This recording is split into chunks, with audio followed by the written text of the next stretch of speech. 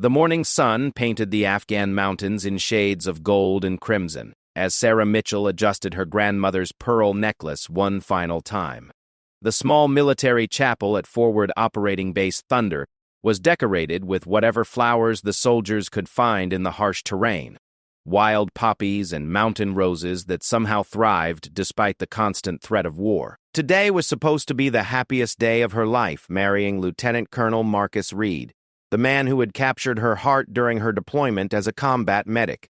Sarah had never imagined she would get married in a war zone, but love doesn't wait for perfect timing. She and Marcus had served together for 2 years, watching each other's backs through countless dangerous missions.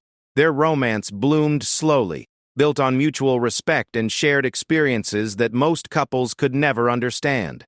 When Marcus proposed 3 months ago during a brief lull between operations, Sarah said yes without hesitation. They decided to have their wedding ceremony right here on base, surrounded by their military family who had become closer than blood relatives. The chapel was packed with soldiers still wearing their combat gear, many of whom had just returned from patrol. Some carried their weapons, as protocol demanded in this hostile environment. The base chaplain, Father Rodriguez, had officiated many weddings during his military career, but none quite like this one. The bride wore a simple white dress she had ordered online and had shipped to the base, while the groom stood proud in his dress uniform, his bronze star gleaming on his chest. Sarah's maid of honor was Sergeant Lisa Chen, her closest friend and fellow medic who had saved her life during an ambush 6 months earlier. Marcus's best man was Captain Jake Morrison, his childhood friend who had followed him into the army. The wedding party was small but meaningful, each person present having earned their place through bonds forged in the crucible of combat. As Sarah walked down the makeshift aisle, her combat boots clicking against the concrete floor beneath her dress, she felt a mix of joy and surreal disbelief. Outside these walls, enemies lurked in the mountains, plotting attacks and searching for weaknesses in their defenses. But inside this sacred space, love was winning a small victory against the chaos of war. The soldiers rose to their feet as she passed, their faces showing genuine happiness for the couple everyone on base had come to admire. Marcus couldn't hide his tears as he watched his bride approach. In her, he saw not just beauty, but strength, courage, and unwavering dedication to serving others. Sarah had risked her life countless times to save wounded soldiers, crawling into danger zones to provide medical care when others couldn't reach the injured.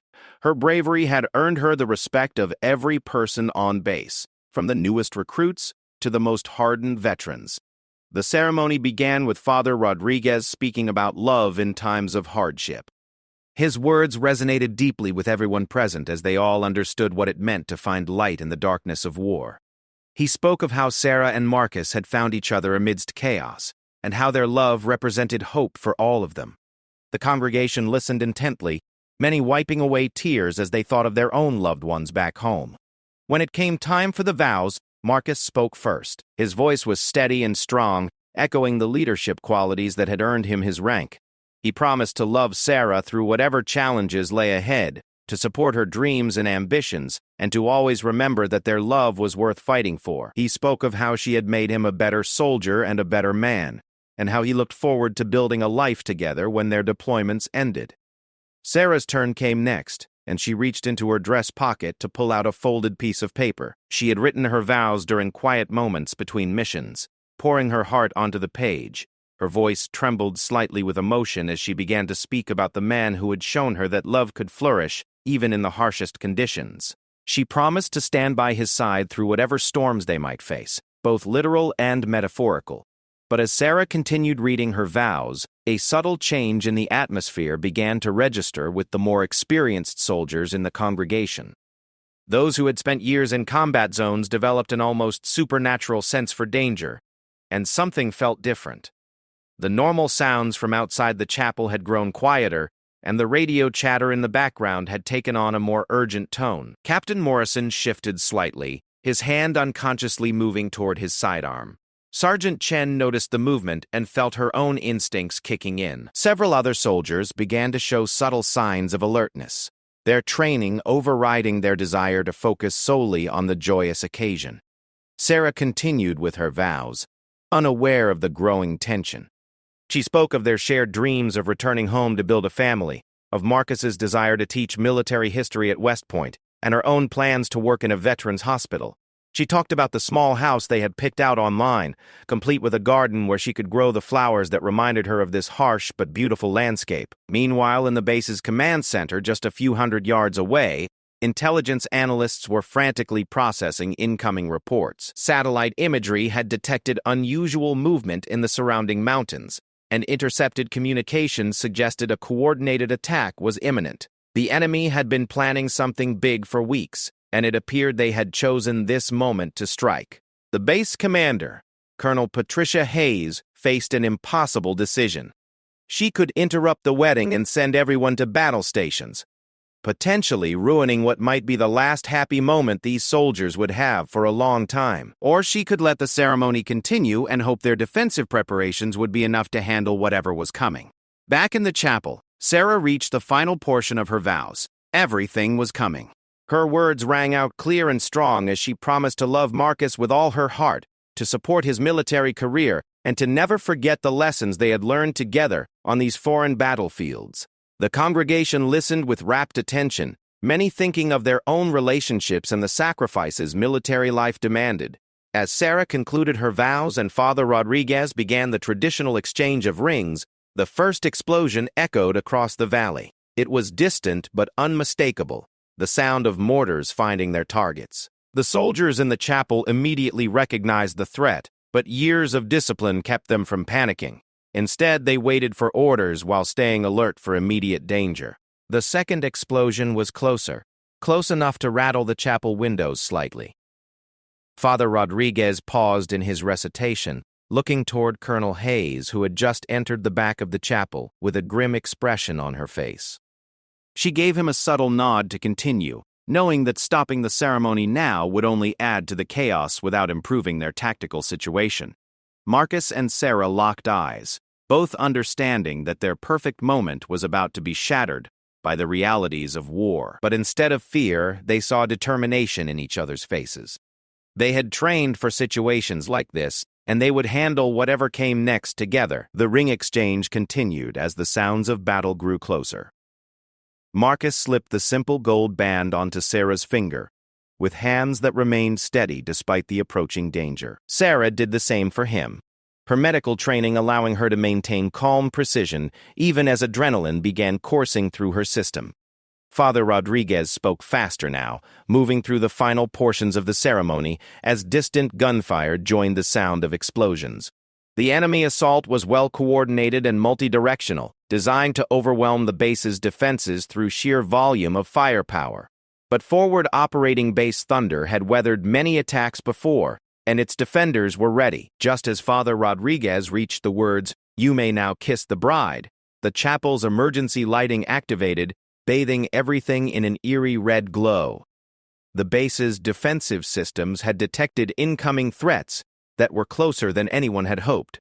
In moments, everyone present would need to transition from wedding guests to combat-ready soldiers. But for one perfect moment, as Marcus and Sarah kissed as husband and wife, love triumphed over war. The kiss lasted only seconds, but it represented everything they were fighting for. The right to build a life together, to find happiness despite the dangers they faced, and to create something beautiful in a world that often seemed determined to destroy everything good. As they broke apart, both smiled through tears of joy mixed with the grim knowledge of what was coming. They had become husband and wife just in time to face their greatest challenge together. The enemy was at the gates, but they would meet this threat as partners, united by love and strengthened by their shared commitment to protecting each other and everyone on their base. The moment the emergency lighting activated, the transformation was instant and remarkable. Soldiers who had been sitting peacefully as wedding guests immediately shifted into combat mode, their training overriding every other instinct. Sarah quickly gathered the skirt of her wedding dress and tied it up to allow for better movement, while Marcus began issuing orders to his men even before Father Rodriguez could officially dismiss the congregation. Colonel Hayes stepped forward, her voice cutting through the growing chaos with the authority that came from years of battlefield command. She quickly briefed everyone present on the situation. Multiple enemy positions had been identified in the surrounding mountains, and intelligence suggested this was the coordinated assault they had been expecting for weeks. The enemy had apparently been planning this attack for months, gathering intelligence on the base's routines and waiting for the perfect moment to strike. Sarah immediately volunteered to head to the medical bay, knowing that casualties would be coming in soon. But Marcus caught her arm gently, his eyes filled with both love and military necessity. They both knew that their honeymoon would have to wait, possibly for a very long time. Their first moments as husband and wife would be spent fighting for their lives and the lives of their fellow soldiers. The chapel emptied quickly as soldiers dispersed to their assigned positions. Sergeant Chen accompanied Sarah to the medical facility, both women moving with practiced efficiency despite the surreal circumstances. They passed through corridors filled with soldiers checking equipment and preparing for battle, the atmosphere electric with tension and purpose. In the medical bay, Sarah quickly changed from her wedding dress into combat fatigues, carefully folding the white dress and placing it in her locker with a silent prayer that she would live to wear it again someday. The transformation from bride to combat medic took less than 5 minutes, her training allowing her to compartmentalize her emotions and focus entirely on the task ahead. Meanwhile, Marcus had taken his position in the command center, alongside Colonel Hayes and the other senior officers. The base's defensive systems were sophisticated, but they were facing a well-organized enemy force that had been studying their weaknesses for months. Intelligence reports indicated at least 200 enemy fighters, positioned in multiple locations around the valley, all armed with modern weapons and explosives. The first wave of the attack came from the eastern ridge, where enemy fighters had apparently been positioning themselves during the wedding ceremony. Mortar rounds began falling on the base's outer perimeter, targeting the guard towers and communication equipment with disturbing accuracy. It became clear that the enemy had inside knowledge of the base's layout and defensive positions. Sarah worked frantically to prepare the medical bay for incoming casualties. She and Sergeant Chen organized medical supplies, prepared surgical equipment, and coordinated with the helicopter pilots who would be responsible for evacuating the most seriously wounded. And the medical team had handled many casualty situations before, but they had never faced an attack of this magnitude while being so far from additional support. The base's defensive positions were well designed and heavily fortified, but the enemy assault was unlike anything they had faced before. The attackers used sophisticated tactics, coordinating their fire to suppress the base's defensive weapons while advancing under cover of smoke and darkness. It became clear that they were dealing with experienced fighters who had studied American military tactics extensively. As the battle intensified, radio communications began reporting casualties from multiple locations around the perimeter. The enemy had succeeded in breaching the outer fence in several places, forcing hand-to-hand combat in areas where the defenders had hoped to maintain distance. Sarah could hear the sounds of battle growing closer as she prepared to receive the first wounded soldiers. The first casualty arrived within 20 minutes of the attack's beginning, a young private who had been manning one of the guard towers when it took a direct hit from a rocket-propelled grenade. Sarah worked with practiced efficiency, her wedding day forgotten as she focused entirely on saving lives. The private was conscious but badly injured, and Sarah had to make quick decisions about treatment priorities while preparing for more casualties to arrive. Marcus divided his attention between coordinating the base's defensive response and monitoring Sarah's safety. The medical bay was relatively protected, but no location on the base was completely safe from the enemy's mortars and rockets. He used the brief moments between tactical decisions to check on his new wife's status, drawing strength from knowing she was doing what she did best, saving lives under impossible circumstances. The enemy's strategy became clearer as the attack progressed. They were not simply trying to overrun the base through brute force, but were systematically targeting specific infrastructure to cripple the defenders' ability to coordinate their response. Communication towers, power generators, and supply depots all came under concentrated fire, forcing the Americans to adapt their defensive plans in real time. Sarah's medical training had prepared her for combat conditions, but nothing could fully prepare someone for the emotional impact of treating wounded friends and colleagues. Each casualty that arrived was someone she knew personally, someone who had attended her wedding just hours earlier. She forced herself to maintain professional detachment while providing the best possible care to each patient. The second wave of casualties arrived as the enemy managed to breach the main gate using a vehicle-borne explosive device. The blast was massive, causing structural damage to nearby buildings and injuring more than a dozen soldiers. Sarah found herself performing emergency surgery under combat conditions, using skills she had learned in medical school, but had hoped never to need in such desperate circumstances. Colonel Hayes made the difficult decision to call for air support, knowing that it would take at least an hour for aircraft to reach their location. The base's own helicopters were grounded due to enemy fire, leaving the defenders to handle the situation with their current resources. The colonel also sent out emergency calls for reinforcements from neighboring bases, but everyone knew that help was hours away at best. As the night progressed, the battle settled into a deadly pattern of attack and counterattack. The enemy would probe for weaknesses in the base's defenses. The Americans would respond with concentrated firepower, and both sides would regroup before beginning the cycle again. The defenders had superior equipment and training, but the attackers had the advantages of numbers and intimate knowledge of the surrounding terrain. Sarah worked through the night without rest, moving between casualties and making life-or-death decisions with the calm efficiency that had made her one of the most respected medics in the unit. She performed emergency surgeries, stabilized critical patients for evacuation, and provided psychological support to wounded soldiers who were struggling with the trauma of combat. Marcus found himself facing tactical decisions that would determine whether the base survived until reinforcements arrived. The enemy had positioned fighters in locations that made it impossible to use the base's heaviest weapons without risking civilian casualties in the nearby village. This forced him to rely on smaller unit tactics and individual marksmanship, playing to American strengths, but limiting their firepower advantage. The turning point came near dawn, when intelligence analysts managed to intercept enemy communications, revealing their plan for a final coordinated assault. The attack would come from 3 directions simultaneously, designed to overwhelm the defenders' ability to respond effectively. Colonel Hayes immediately began repositioning her forces to meet this threat, pulling soldiers from less critical positions to reinforce the expected targets. Sarah received word that a helicopter evacuation would be attempted at first light, weather permitting. She began preparing her most critical patients for transport, knowing that some might not survive the journey to the larger medical facility at Bagram Air Base. The decision of who to evacuate first was agonizing, as it often meant choosing between soldiers who had equal chances of survival with proper treatment. As the enemy prepared for their final assault, Marcus made a personal decision that he knew could end his military career. He requested permission to lead a small team outside the base's perimeter to neutralize the enemy's command post, which intelligence had located on the eastern ridge. Colonel Hayes initially refused, knowing that such a mission was essentially suicide, but Marcus argued that it was their only chance to break the enemy's coordination before the final attack.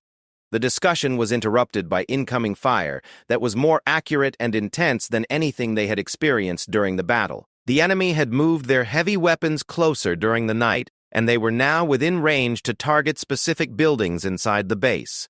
The medical bay came under direct fire for the first time, forcing Sarah and her team to move patients to a more secure location while continuing to provide treatment. Sarah found herself treating casualties while lying flat on the floor, performing emergency procedures by flashlight while mortar rounds exploded nearby. Her wedding dress, carefully folded in her locker, was destroyed when a shell fragment penetrated the wall and ignited a small fire. She discovered the loss hours later and felt a moment of profound sadness for the symbol of happiness that had been consumed by the violence of war. The enemy's final assault began just as the sun crested the eastern mountains, painting the battlefield in the same golden light that had illuminated Sarah's wedding ceremony the day before. But now, instead of hope and joy, the light revealed destruction and chaos.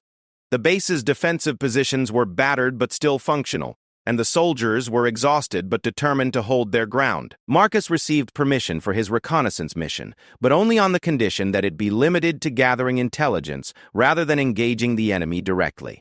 He selected a small team of volunteers and began preparing for what everyone knew was likely a one-way mission. The enemy command post had to be neutralized before the final assault, or the base would almost certainly be overrun. As Marcus prepared for his reconnaissance mission, Sarah received devastating news that would change everything. Sergeant Chen burst into the medical bay with information that the enemy had captured several American soldiers during the night's fighting. including 2 members of the wedding party. Among the captured was Father Rodriguez, who had been providing last rites to wounded soldiers near the outer perimeter when his position was overrun. The captured soldiers were being held at the enemy command post on the eastern ridge, the same location that Marcus was planning to scout. Intelligence intercepts suggested that the enemy planned to use the prisoners as human shields during their final assault, making any direct attack on the command post potentially catastrophic for the American captives. Sarah made a decision that surprised everyone, including herself. She volunteered to accompany Marcus on the reconnaissance mission, arguing that her medical training might be needed if they found wounded prisoners. More importantly, her knowledge of the base's layout and the enemy's likely approach routes could prove valuable for the mission's success. Marcus initially refused to consider bringing his new wife on such a dangerous operation, but Sarah's arguments were compelling. She pointed out that she was one of the few people on base who had extensive training in both combat medicine and small unit tactics. Her presence could make the difference between a successful rescue and a tragic loss of American lives. Colonel Hayes faced another impossible decision. Allowing Sarah to participate in the mission violated every instinct she had about protecting her soldiers, but the tactical situation was desperate enough to require desperate measures. The base's defensive position was deteriorating, casualties were mounting, and the captured soldiers represented both a humanitarian crisis and a strategic vulnerability. After intense discussion, the colonel approved a modified mission plan. Marcus would lead a 6-person team to the eastern ridge with 2 objectives: gather intelligence on the enemy's final assault preparations and determine the feasibility of rescuing the captured soldiers. Sarah would accompany the team as their combat medic, with strict orders to remain in a protected position unless her specific skills were absolutely necessary. The team assembled quickly, consisting of Marcus, Sarah, Captain Morrison, 2 experienced sergeants, and a communications specialist. They carried minimal equipment to maintain mobility, but each member was equipped with advanced night vision gear and silenced weapons for the stealth approach they would need to survive. Leaving the base required navigating through several layers of enemy positions that had been established during the night's fighting. The team moved slowly and carefully, using terrain features and destroyed equipment for cover, while avoiding the enemy patrols that were constantly moving through the area. Sarah found herself drawing on training she had received years earlier, but had never expected to use in combat. Her medical background had required her to understand human anatomy and physiology in detail, knowledge that proved surprisingly useful for moving silently and efficiently across difficult terrain. She was able to keep pace with the more experienced soldiers while carrying her full medical kit. The journey to the eastern ridge took nearly 2 hours, as the team had to make several detours to avoid enemy positions. They witnessed the true scale of the assault force arrayed against their base, with enemy fighters positioned in locations that provided overlapping fields of fire and multiple escape routes. The enemy had clearly spent months preparing for this operation. As they approached the ridge, the team could hear voices speaking in multiple languages, indicating that the enemy force included fighters from several different countries and organizations. This explained the sophisticated tactics and coordination they had demonstrated throughout the battle. The Americans were not just fighting local insurgents, but an international coalition of experienced fighters. The enemy command post was located in a natural cave system that had been reinforced with modern communication equipment and defensive positions. From their concealed observation point, the team could see guards posted at the cave entrance and sentries positioned on the surrounding high ground. The position was well chosen and would be extremely difficult to assault directly. Marcus used advanced surveillance equipment to map the enemy positions while the communications specialist attempted to intercept radio traffic from the command post. The intelligence they gathered was both encouraging and terrifying. The enemy was indeed preparing for a massive final assault, but they were also experiencing supply problems and coordination difficulties that could be exploited. Sarah spotted something that the others had missed: a secondary entrance to the cave system that appeared to be used for waste disposal and ventilation. Her medical training had taught her to notice details that others might overlook, and she realized that this entrance might provide access to the command post without having to fight through the main defensive positions. The team spent an hour conducting detailed reconnaissance, documenting enemy positions, and developing multiple contingency plans for both intelligence gathering and potential rescue operations. They confirmed that American prisoners were being held in the cave system, but determining their exact location would require closer investigation. As they prepared to move closer to the secondary entrance, Sarah made an observation that changed their understanding of the entire situation. She noticed that the enemy fighters were showing signs of exhaustion and stress that suggested they had been fighting longer than anyone realized. Their equipment and supplies appeared to be running low, and their coordination was becoming less effective as fatigue took its toll. Marcus realized that the enemy's final assault might be motivated by desperation rather than confidence. If their supplies were running low and their fighters were exhausted, the upcoming attack might represent their last chance to achieve their objectives before being forced to withdraw. This knowledge could be crucial for planning the base's defensive response. The team's communications specialist managed to intercept detailed plans for the final assault, confirming that it would begin within hours and would involve simultaneous attacks from 4 directions. The enemy was planning to use their captured prisoners as human shields while advancing on the base, hoping to prevent the Americans from using their most effective defensive weapons. Sarah volunteered to infiltrate the cave system through the secondary entrance, while the rest of the team maintained overwatch and prepared for emergency extraction. Her medical background made her the logical choice for assessing the condition of the captured soldiers and determining the feasibility of a rescue operation. Marcus struggled with the decision to allow his new wife to take such a risk, but the tactical situation left few alternatives. The captured soldiers needed immediate assessment, and Sarah's medical training made her uniquely qualified for the task. Her small size also made her the best candidate for navigating the narrow passages of the cave system. Sarah equipped herself with minimal gear, a silenced pistol, basic medical supplies, and a communications device that would allow her to maintain contact with the team. She also carried explosives that could be used to create a distraction or seal the cave entrance if the mission went wrong. The infiltration began at dawn as Sarah carefully approached the secondary entrance, while the rest of the team provided security from concealed positions. The cave system was more extensive than they had realized, with multiple chambers connected by narrow tunnels that would make navigation difficult and escape even more challenging.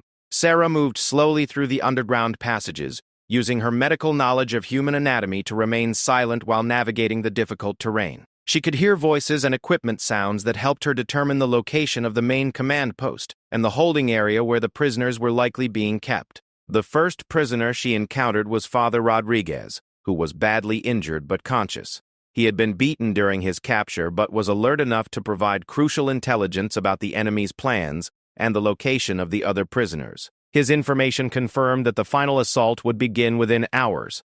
Sarah quickly assessed the Padre's injuries and determined that he could be moved with assistance, but would need immediate medical attention once they reached safety. She administered pain medication and basic first aid while gathering information about the other captured soldiers. The remaining prisoners were being held in a separate chamber deeper in the cave system. Sarah had to make a critical decision about whether to attempt their immediate rescue or return to her team with the intelligence she had gathered. The enemy was clearly preparing for immediate action, and any delay could result in the prisoners being moved or used as shields. As Sarah prepared to move deeper into the cave system, she heard sounds that indicated the enemy was beginning their final preparations for the assault.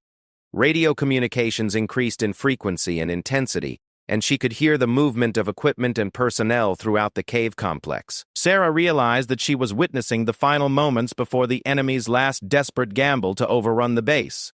The intelligence she was gathering could determine whether her fellow soldiers survived the coming battle, but extracting it would require her to complete a mission that was becoming more dangerous by the minute. She made the decision to continue deeper into the cave system, knowing that the lives of both the prisoners and the defenders at the base depended on the intelligence she could gather. Her wedding day had begun with promises of love and commitment, and now she was risking her life to honor those same values in a very different context. Deep within the cave system, Sarah discovered the full scope of the enemy's operation. The main chamber had been converted into a sophisticated command center, complete with modern communication equipment, detailed maps of the base, and plans that revealed months of careful preparation. The enemy had infiltrated local villages, bribed informants, and conducted surveillance that gave them intimate knowledge of American defensive positions and daily routines. As Sarah gathered intelligence from her concealed position, She overheard discussions that chilled her to the bone. The enemy commander was describing plans that went far beyond simply overrunning forward operating base Thunder. This assault was intended to be the opening move in a larger campaign designed to drive American forces out of the entire region. The captured soldiers were indeed being held in a secondary chamber, but Sarah's heart sank when she discovered their condition. 2 of the 3 prisoners were seriously wounded and would require immediate medical attention to survive. The third, a young communications specialist named Private Jackson, was being interrogated about the base's defensive systems and emergency protocols. Sarah faced an impossible choice. She could attempt to rescue the prisoners immediately, but doing so would likely alert the enemy to her presence and compromise the intelligence she had gathered. Alternatively, she could complete her intelligence-gathering mission but potentially leave the prisoners to face execution or worse, torture. Her decision was made for her when she witnessed the enemy commander preparing to execute Father Rodriguez as an example to the other prisoners. The Padre had refused to provide information about the base's defensive positions even under torture, and the enemy was growing frustrated with their inability to extract useful intelligence from any of their captives. Sarah acted on pure instinct, using skills she had learned in combat medicine training but had never expected to apply in a combat situation. She created a diversion by setting off a small explosive charge in a storage area, causing confusion and drawing guards away from the prisoner holding area. In the chaos that followed, Sarah managed to reach Father Rodriguez and the other prisoners. The Padre was barely conscious but managed to whisper crucial information about the enemy's final assault plans. The other 2 prisoners were in worse condition, with injuries that would prevent them from moving quickly or quietly. Sarah made a battlefield decision that would haunt her for the rest of her life. She administered powerful pain medications to the 2 most seriously wounded prisoners, knowing that moving them would likely kill them, but that leaving them behind would certainly result in their execution. She took their identification tags and personal items to return to their families, then focused on extracting Father Rodriguez and Private Jackson. As the enemy began to realize that their command post had been infiltrated, Sarah found herself trapped in the cave system, with 2 wounded prisoners and no clear escape route. The secondary entrance she had used to enter was now guarded, and the main entrance was heavily defended. She had to find another way out, while avoiding patrols that were systematically searching every chamber. Sarah's medical training proved invaluable as she navigated the cave system in near-total darkness. Her knowledge of human physiology helped her remain silent while moving through difficult terrain, and her understanding of anatomy allowed her to support the wounded prisoners without causing additional injuries. The breakthrough came when Private Jackson, despite his injuries, remembered details about the cave system that he had observed during his capture. He had noticed an air current in one of the side chambers that suggested another entrance, possibly large enough for people to pass through, but too small for the enemy to defend effectively. Working together, Sarah and Jackson managed to locate the hidden entrance, which led to a narrow passage that eventually opened onto a small ledge on the backside of the ridge. The escape route was treacherous and would require them to navigate steep terrain while carrying Father Rodriguez, but it offered their only chance of reaching safety. As they prepared to leave the cave system, Sarah made one final decision that would define her legacy. She planted the remaining explosives throughout the enemy command center, setting delayed charges that would destroy their communication equipment and disrupt their coordination during the final assault. The escape from the cave was a nightmare of physical endurance and emotional stress. Sarah and Jackson took turns carrying Father Rodriguez while navigating steep mountain terrain in broad daylight. They could hear the sounds of the final assault beginning in the distance, knowing that their fellow soldiers were fighting for their lives while they struggled to reach safety. Sarah's combat medical training became crucial as Father Rodriguez's condition deteriorated during the escape. She performed emergency procedures while moving across dangerous terrain, using improvised equipment and techniques she had never attempted outside of a medical facility. Her determination to save the Padre's life gave her strength to continue when exhaustion threatened to overwhelm her. The journey back to the base took 4 hours, during which Sarah had to make multiple stops to treat Father Rodriguez's wounds and assess Private Jackson's condition. They moved carefully to avoid enemy patrols while staying within range of the base's defensive perimeter, where American forces could provide support if they were discovered. As they finally approached the base's outer defensive positions, Sarah could see the full scale of the battle that was raging. The enemy's final assault was massive and well-coordinated, with attacks coming from all directions simultaneously. The explosions from her charges in the cave system had clearly disrupted enemy communications, as their attacks lacked the precise coordination that had characterized earlier phases of the battle. Marcus spotted them first, leading a rescue team that had been desperately searching for any sign of the reconnaissance mission's survivors.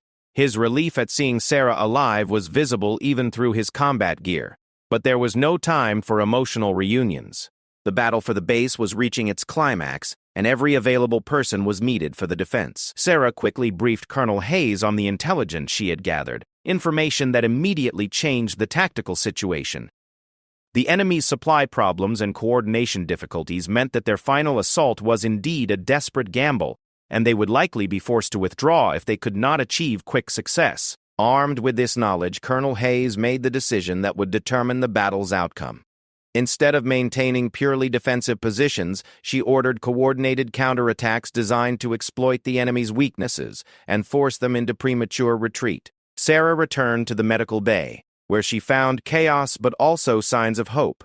The defensive positions were holding, casualties were being managed effectively, and the first reinforcements were beginning to arrive from neighboring bases. Her intelligence had given the defenders the advantage they needed to survive the enemy's final desperate assault. The climactic moment came when Sarah spotted an enemy sniper who had infiltrated the base's inner perimeter and was targeting the command center where Marcus and Colonel Hayes were coordinating the defense. The sniper had positioned himself perfectly to eliminate the senior leadership with a single shot, which would have thrown the entire defensive effort into chaos. Without hesitation, Sarah grabbed a rifle from a wounded soldier and took the shot that would end the battle. Her marksmanship training, combined with the steady hands that came from years of performing delicate medical procedures, allowed her to eliminate the sniper with a single precise shot at extreme range. The sniper's death marked the turning point in the battle. With their communications disrupted, their supplies exhausted, and their final desperate assault failing, the enemy began an organized withdrawal. The siege of Forward Operating Base Thunder was over, but the cost had been enormous for both sides. As the sun set on what should have been the first day of her honeymoon, Sarah found herself treating wounded soldiers from both sides of the conflict. Her medical oath required her to provide care to anyone who needed it, regardless of their nationality or the circumstances that had brought them to her attention. Marcus found her there hours later, still working tirelessly to save lives, even though the immediate danger had passed. They embraced for the first time since their wedding ceremony, both understanding that their marriage had been forged in combat and tested by circumstances that most couples could never imagine. The base chaplain, who had been flown in to replace Father Rodriguez, performed a brief memorial service for the soldiers who had died during the assault. Sarah and Marcus stood together holding hands and remembering friends and colleagues who had attended their wedding just 2 days earlier, but would never return home. In the weeks that followed, Sarah's actions during the battle became legendary throughout the military community. Her reconnaissance mission had provided the intelligence that saved the base, and her final shot had eliminated the threat that could have changed the battle's outcome. She was awarded the Silver Star for her courage and service, becoming one of the few combat medics to receive such recognition. But for Sarah, the real victory was simpler and more personal. She and Marcus had found each other, committed their lives to each other, and proven that love could survive even the worst that war could offer. Their marriage had begun with vows spoken in a chapel, but it had been truly sealed by the trials they had faced together on the battlefield. Years later, when they returned to civilian life and finally had the peaceful wedding reception they had always dreamed of, Sarah would look back on those terrible and wonderful days as the foundation of everything good in their lives. Her wedding dress had been destroyed by war, but the marriage it had celebrated had emerged stronger than ever from the flames of combat.